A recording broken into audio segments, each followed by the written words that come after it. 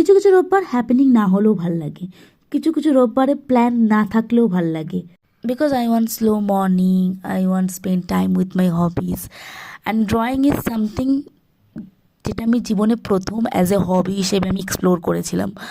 আর আমি আঁকা শেখার আগে থেকে আমি আঁকতে ভালোবাসি, এবং আমাকে আঁকা দেখেই আমাকে আমার মা বাবা আঁকাতে বেসিক্যালি ভর্তি করেছিল।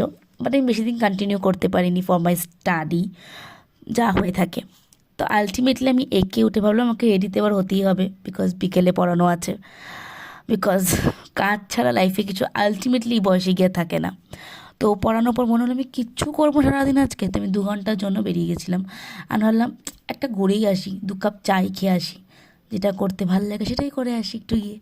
তো 2 কাপ চা খেতে চলে গেলাম। আর তোমাদের যদি আমার এই ব্লগগুলো ভালো লেগে থাকে ছোটো ছোটো, তো please like, share and subscribe, and that's I want from you guys.